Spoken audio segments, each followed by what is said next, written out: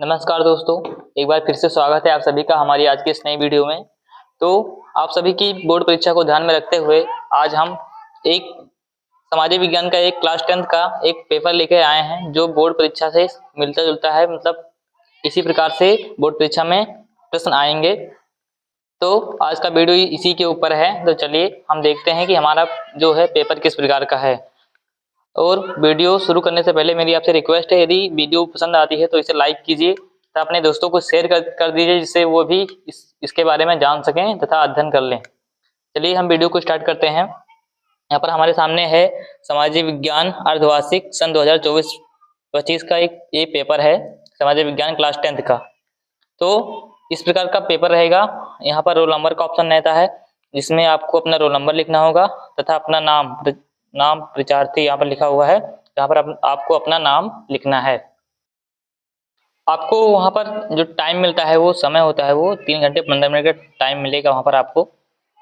तो आपको टाइम को ध्यान में रखते हुए अपने क्वेश्चन को सॉल्व करना है। तो निर्देश यहाँ पर दिया हुआ निर्देश क्या है, यह प्रश्न पत्र 2 खंडों में विभाजित है। खंड का एवं खंड का, यानी कि जो प्रश्न पत्र है खंड का एवं खंड खा में विभाजित है। खंड का में 20 अंकों के बहुविकल्पीय प्रश्न आते हैं। जो खंड का है उसमें क्या आते हैं, 20 अंक के बहुविकल्पीय प्रश्न आते हैं। तो इसके बाद खंड खा में 50 अंक के वर्णनात्मक प्रश्न हैं। तो जो खंड खा है हमारा, उसमें 50 अंक के वर्णनात्मक प्रश्न हैं।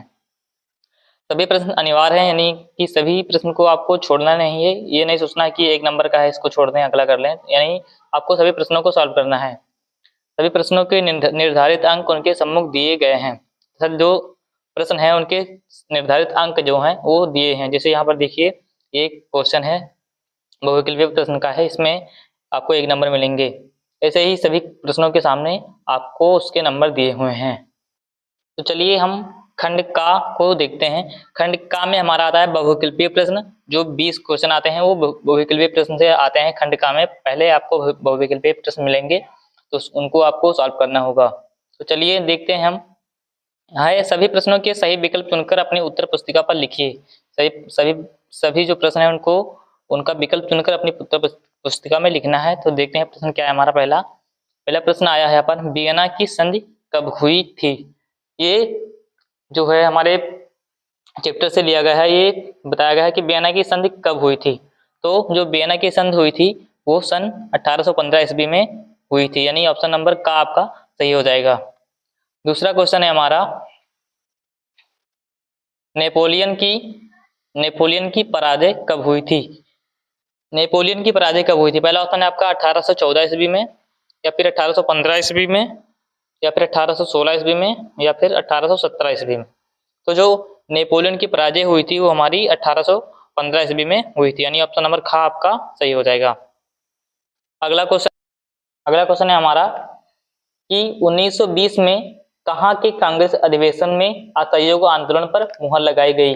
जो 1920 में जो कांग्रेस का अधिवेशन हुआ था, उसमें किस कांग्रेस अधिवेशन में असहयोग आंदोलन पर मुहर लगाई गई। पहला ऑप्शन है आपका लाहौर के, या फिर खा नंबर ऑप्शन है नागपुर के, या फिर ग नंबर ऑप्शन है आपका इलाहाबाद के, या फिर घ नंबर है पंजाब के। तो जो 1920 ईस्वी में कांग्रेस का अधिवेशन जो हुआ था वो उस पर मुहर लगाई गई थी, वो नागपुर जिले के नागपुर में लगाई गई थी। तो ऑप्शन नंबर खा आपका सही हो जाएगा। चौथा क्वेश्चन देखते हैं हम। चौथा क्वेश्चन है हमारा, 1820 से 1914 तक विश्व व्यापार 25 गुने से बढ़कर हो गया।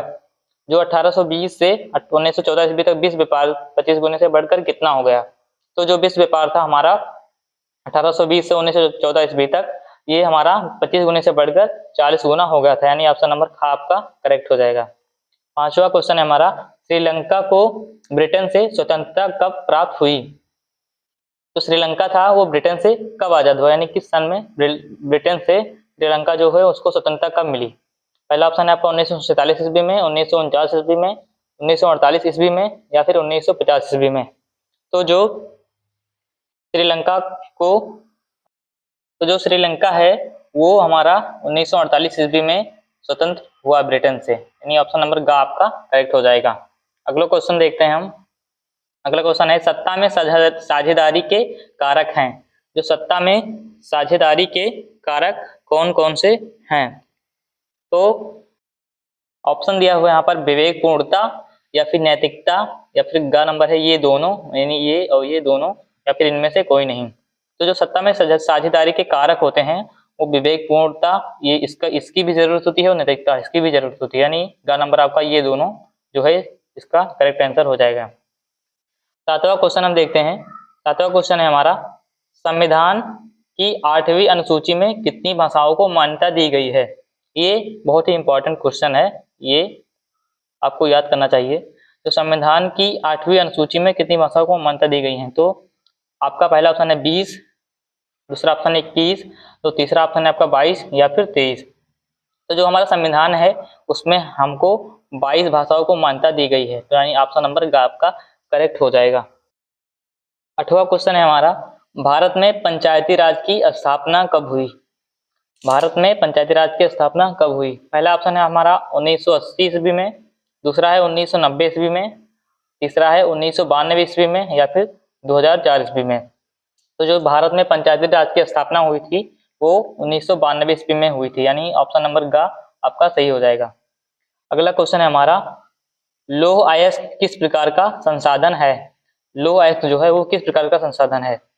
तो लौह अयस्क जो है हमारा, पहला ऑप्शन है आपका नवीकरणीय योग, अनवीकरणीय योग या फिर प्रवाह या फिर जैव संसाधन है। तो जो लौह अयस्क है वो हमारा, लौह अयस्क हमारा जो है वो नवीकरणीय संसाधन है, तो इसका नंबर सही हो जाएगा। 10वां क्वेश्चन देखते हैं, वन्य जीव अधिनियम निम्न में से किस वर्ष लागू किया गया? जो वन्य जीव अधिनियम था वो किस वर्ष लागू किया गया? पहला ऑप्शन है आपका 1972 ईस्वी में, दूसरा है 1970 ईस्वी में, तीसरा है 1980 ईस्वी में या फिर 1981 ईस्वी में। तो जो वन्य जीव अधिनियम था वो सन 1972 ईस्वी में लागू किया गया, यानी इसका ऑप्शन नंबर का आपका सही हो जाएगा। 11वां क्वेश्चन है, निम्न में से कौन सी नदी बंगाल की खाड़ी में गिरती है? पहला ऑप्शन है आपका नर्मदा, दूसरा ऑप्शन है कावेरी नदी, तीसरा है आपका ताप्ती या फिर लूनी नदी। तो जो बंगाल की खाड़ी में जो नदी गिरती है वो है हमारी कावेरी, यानी ऑप्शन नंबर ख आपका सही हो जाएगा। 12वां क्वेश्चन है हमारा, राजस्थान के कुछ भागों में वर्षा का सबसे शुद्ध रूप कहलाता है। जो राजस्थान है वहां पर कुछ भागों में जो वर्षा का शुद्ध रूप है वो क्या कहलाता है हमारा? पहला ऑप्शन है आपका पालर पानी या फिर भूमिगत जल या फिर पॉपुलर पानी और या फिर वर्षा जल संग्रहण। तो जो राजस्थान के कुछ भागों में जो वर्षा का सबसे शुद्ध रूप है वो हमारा पालर पानी कहलाता है, यानी ऑप्शन नंबर का आपका सही हो जाएगा। अगला क्वेश्चन देखते हैं। अगला क्वेश्चन है हमारा, हिमालय पर्वतीय प्रदेश के निम्न बांधों में से कौन सा पाकिस्तान में है? तो हिमालय पर्वतीय प्रदेश में जो बांध है उनमें से कौन सा बांध पाकिस्तान में है? यहाँ पर दिए हैं ऑप्शन, मांगला बांध, सलाल बांध, कालागढ़ बांध या फिर उकाई बांध। तो जो पाकिस्तान में जो बांध है पर्वतीय क्षेत्रों में वो हमारा मांगला बांध है, यानी ऑप्शन नंबर का आपका सही हो जाएगा। अगला क्वेश्चन है हमारा, इनमें से कौन सी रबी की फसल है? रबी की फसल कौन सी है? ऑप्शन नंबर का है चावल, खा नंबर है आपका मोटे अनाज, गा है चना या फिर कपास। ये चावल जो है हमारी ये खरीफ की फसल है, ये भी खरीफ की फसल है और ये भी खरीफ की फसल है, यानी ऑप्शन नंबर गा आपका सही हो जाएगा, ये रबी की फसल है। अगला क्वेश्चन है हमारा, आर्थिक विकास का कौन मापक नहीं है? जो आर्थिक विकास का मापक है वो कौन नहीं है इसमें से? पहला ऑप्शन है आपका प्रति व्यक्ति आय, वनों का ह्रास या फिर साक्षरता दर या फिर शिशु मृत्यु दर। तो जो आर्थिक विकास का मापक नहीं है वो हमारा है इसमें से वनों का ह्रास, ऑप्शन नंबर ख इसका सही हो जाएगा। अगला क्वेश्चन है हमारा, भारत का सबसे अधिक साक्षरता वाला राज्य है, यानी कि कौन सा राज्य भारत का है जो जिसमें से सबसे अधिक साक्षर लोग हैं यानी पढ़े लिखे लोग हैं? तो ऑप्शन नंबर का आपका केरल, खा नंबर है उत्तर प्रदेश, गा नंबर है आपका बिहार, घा नंबर है मध्य प्रदेश, यानी जो केरल है हमारा इसका सही आंसर हो जाएगा। यहाँ पर भारत में जो सबसे पढ़े लिखे लोग केरल में, मतलब वहाँ पर साक्षरता दर सबसे ज़्यादा है अन्य राज्यों की तुलना में। 17 नंबर है हमारा, भारत में ग्रामीण क्षेत्र में किस क्षेत्र का योगदान सर्वाधिक है? भारत में ग्रामीण क्षेत्र में कौन सा क्षेत्र जो है जो अधिक योगदान देता है? तो भारत में ग्रामीण क्षेत्र में क्या होता है? ग्रामीण क्षेत्र में ज्यादातर कृषि होती है। तो कृषि में कृषि कौन से क्षेत्र में आता है? प्राथमिक क्षेत्र में, यानी ऑप्शन नंबर का आपका सही जवाब हो जाएगा इसका। 18वां क्वेश्चन है हमारा, निम्न में से किसको कृषि एवं सहायक क्षेत्र भी कहते हैं? निम्न में से किसको कृषि एवं सहायक क्षेत्र भी कहते हैं? तो जो कृषि और सहायक क्षेत्र कहते हैं, किसको कहते हैं? वो प्रारंभिक क्षेत्र यानी प्राथमिक क्षेत्र को कहते हैं। तो इसका ऑप्शन नंबर का आपका सही हो जाएगा। अगला क्वेश्चन हम देखेंगे। अगला क्वेश्चन है हमारा, ऋण के औपचारिक स्रोतों में शामिल नहीं है। पहला ऑप्शन है आपका बैंक, दूसरा है सहकारी समिति, या फिर तीसरा है नियोक्ता, या फिर इनमें से कोई नहीं। तो जो ऋण के औपचारिक स्रोतों में शामिल नहीं है वो हमारा नियोक्ता यानी ऑप्शन नंबर आपका सही हो जाएगा। अगला क्वेश्चन है हमारा, आधुनिक करेंसी में सम्मिलित हैं, जो आधुनिक करेंसी है जो चल रही है उसमें क्या क्या सम्मिलित हैं? नोट, सिक्के, ये दोनों, या फिर इनमें से कोई नहीं। तो जो नोट और सिक्के हैं ये दोनों इस समय करेंसी में चल रहे हैं, यानी इसका ऑप्शन नंबर ग सही हो जाएगा। अब यहाँ तक हमने खंड का को समाप्त कर दिया है। ये प्रत्येक क्वेश्चन एक एक नंबर का था, जो 20 क्वेश्चन थे, इससे 20 नंबर आपको मिलेंगे। अब खंड खा